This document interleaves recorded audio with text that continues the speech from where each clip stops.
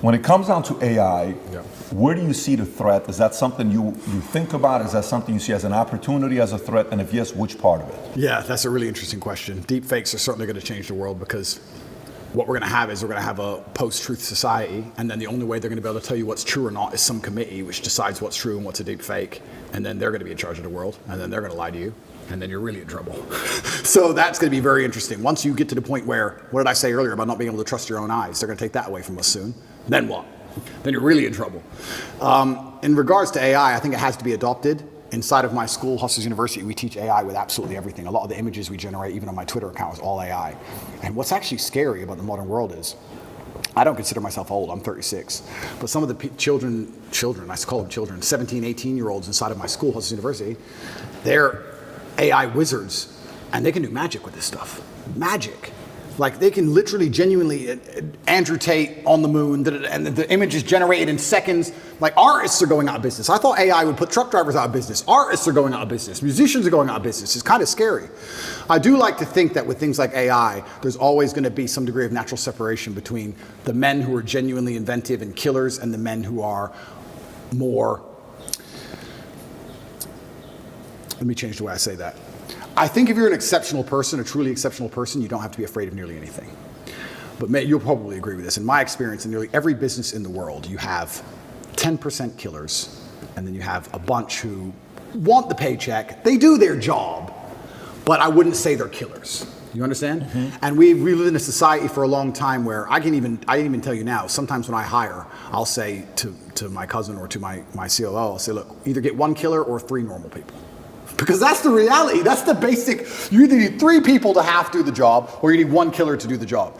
And I think that those 3 people who half do their jobs, enough to not get fired, they turn up most of it on time, but they're not really that motivated, those are the ones who have to fear AI. I think businesses in the medium term are gonna become killers and AI. I tell them now, I have some guys who work for me on one particular company and their sales staff. I was reading through the sales scripts. The killers doing really well. But the average guys have said, you're not doing much better than ChatGPT could do right now. I want to warn you that you're not doing much better than I could replace you with a machine today, let alone in 5 years from now, for free. You need to be careful. So I think it's just becoming more and more competitive. The idea that you can just be Joe Schmo, do your job, turn up, I don't try that hard, it's fine. I think that's all going to go out the window, because as the world becomes more competitive, as a company, you have to compete with your competitors, and the only way you're going to be able to do that is just, where do you cut the fat? Where do you cut the slack? When I see AI popping up and getting more and more intelligent in the way it's talking, that doesn't scare me. But I have a way with words. If I was Joe Schmo, I'd be afraid. This chat GPT can probably text your girl better than you can. he'll probably get laid faster than you will. That's a little advice for the guys out there right now. Just plug it into your phone. It'll do better than you do. So that's scary, you know? That's hilarious. I think that's what the average man really needs to struggle. And I've been saying, this has been my message for a very long time in all realms. I've said for a very long time that life for the average man is going to get harder and harder. It's becoming more and more competitive. You need to find more and more ways to stand out and be unique. And the only way to really do those things, unfortunately, as a man, is to suffer.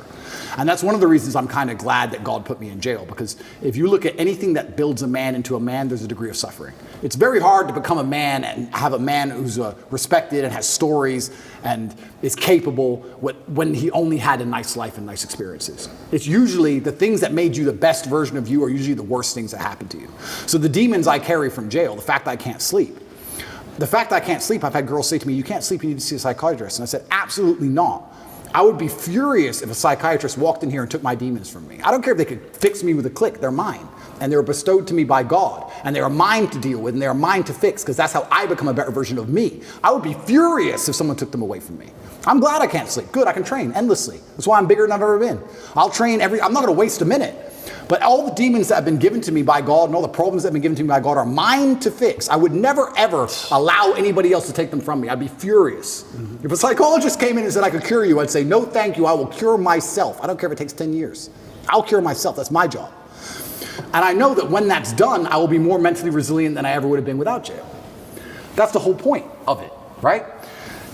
So many men say, I want to be the man, but they don't want to suffer, they don't want to fight, and I don't understand why, because even if you look at a superhero movie, they tell you, even in superhero movies, they make it very clear, Batman's parents died, that's why he's Batman.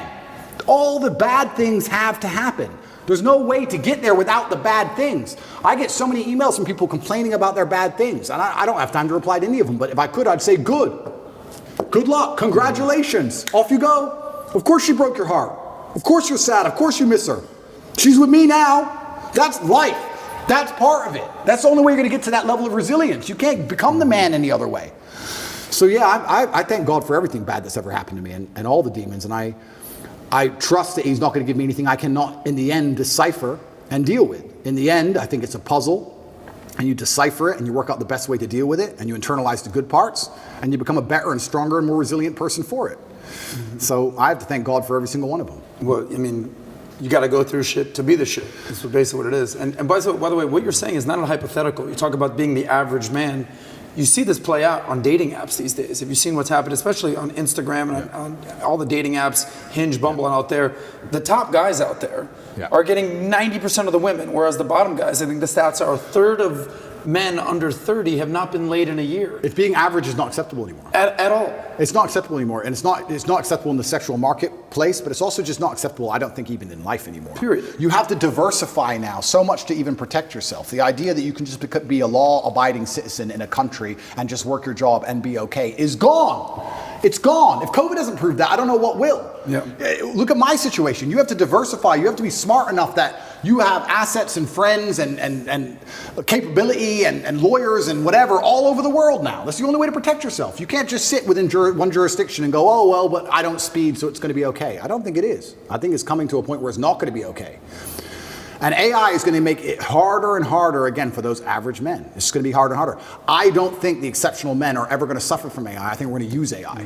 Do you think this whole Neuralink that Elon Musk just got the approval for the patent? So now the sale is going to be, look, no matter what you do, John, you will never be like Andrew Tate. Yeah. But if you take this Neuralink GT500/Tate, you're able to get upgraded to his levels and think like him and outthink and do this and do that for only $49,000. If we put this chip in your head and we'll offer this to you. My mother always says to me, I'm glad I'm not young. And I'm starting to say that now. I'm glad I'm not young. Because I'm telling you, it's going to be scary, right? Because the world is hyper-competitive. Every single thing in the world is competition. I don't think people realize I'm a hyper-competitive person because I understand that every single thing I want, somebody else wants. The girl I want, other people want. The car I want, other people want. The house I want, other people want. The lifestyle, the jet, every single thing you want, somebody else wants. It's a massive competition. As a man, you have two choices. You either accept that as a massive competition and try and play the game, or you just try and pretend it's not a competition and live in perpetual failure. And it's going to become hyper-competitive, the world already is. You're not going to be able to compete with a person with a computer brain. So you're going to have it because you can't compete. And then once you have it, then who knows? Can they turn it off? I don't know. Can they turn you off? I don't know. Can they inject the slave mind programming directly through the chip? I don't know. That's scary. I would never want to do that, but it's going to get to a point where you're not even a person without it. You can't function without it. You're a second-class citizen without it. Competition then, though? What happens to competition then? Is it going to be whoever has access to the best technology, whoever has the most recent upgraded version of XYZ Neuralink chip? Absolutely. It's going to become scary. I'm glad I'm not young. I hope it doesn't happen while I'm alive. I don't know. It's going to be an interesting world. Does it inspire you to want to have more kids, or you're like, that's indifferent? I'm going to have the kids. I'm not worried about that. I think I think in the 1700s they're probably saying the same thing. The future's over, and the future ain't that bad. So there'll be a way it will work out. I just have to instill within them the same values I have, and they'll find a way to work it out, and hopefully they'll be okay. PBD, you always say the future looks bright. I mean, you must be concerned. You've got 4 kids. I would have 20 more right now if I could. I would have 20 more kids right. I don't know how you feel about it. I'd have 20 more kids right now if I could. Absolutely, absolutely love children. There's nothing bad about having children. The only thing I wish I did is start earlier. It's the only thing. The only thing I wish I did was start well, listen, right now, I don't know if you know, if you need some inspiration, there's this guy named Al Pacino. I saw that. Who had a kid at 82, and his girl was 29 years old, and De Niro had it at 79. Wow. Well, so it's never too late. You're never 36. Too late. If you got the testosterone level of 32, I'm sure you can have 20 more kids. I'll be okay.